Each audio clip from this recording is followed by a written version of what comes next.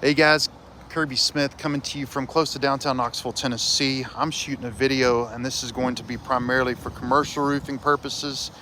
Let me go ahead and flip the camera around. You can see this is a building that's got some noteworthy amount of equipment on it and some noteworthy amount of standing water. We've been brooming this particular section right here for about the past half hour. Pushing the water over to the two drains that we have, one here and then a drain over there. And unfortunately, you got a couple of series of 3 units leaking that are approximately where we're standing right here, all the way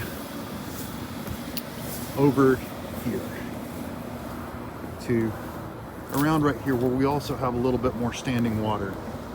One of the issues is that vendors will come on this roof and put holes in the roof and drag equipment and cause problems. And unintentionally, they just set things down that puncture holes. So about every time we come here, we're finding new holes in this membrane. We're hoping that the repair that's required today is as simple as that. However, I know that some of the questions that the client and the owner of this building or manager of this building is asking is, how do we begin to prevent problems like this in the future?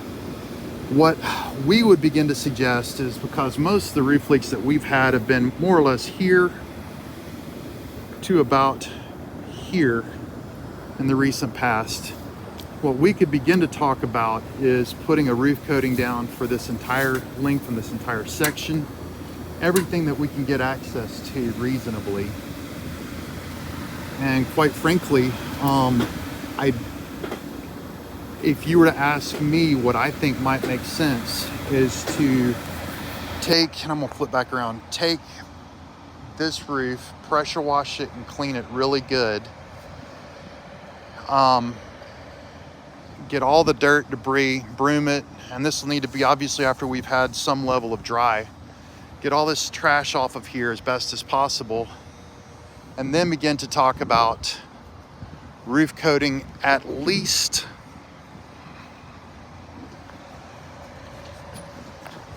goodness, it's slippery up here. At least from this edge of the building, and let me flip back around, so I apologize for that. From this edge of the building, or around maybe right here,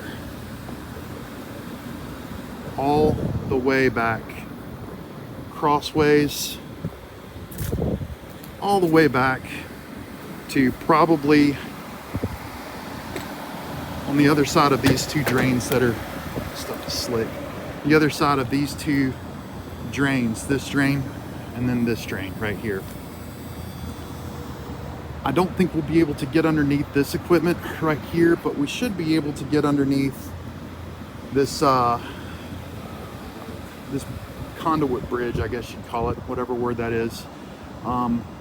So I think one of the hopes is that we could get from here, gently lift this up and coat underneath each one of the pedestals for this bridge. Certainly got a lot of standing water that's going to help with here. Certainly have a lot of standing water that's going to help with here quite a bit. But basically, from this wall over to the foot of that equipment right here, and then back to this wall over to the other side of the elevator shaft, coat. Now, there's a shot that may not resolve this particular issue in full. And the reason for that is that we've got holes in our walls. And you can see these holes. These have sometimes been coated, like this one, sorry, doesn't have any coating around it, so that's a bad example. The concern with either the conduit that you can see above, which is gonna have holes that are screwed through all of the cinder block, and then the plates, is that the water can go behind those plates or behind the conduit and go into the wall, show up in the roofing system, sit on the roof deck, and then cause roof leaks. There's holes, there's cracks, many different locations. Cracks here, holes here, holes here.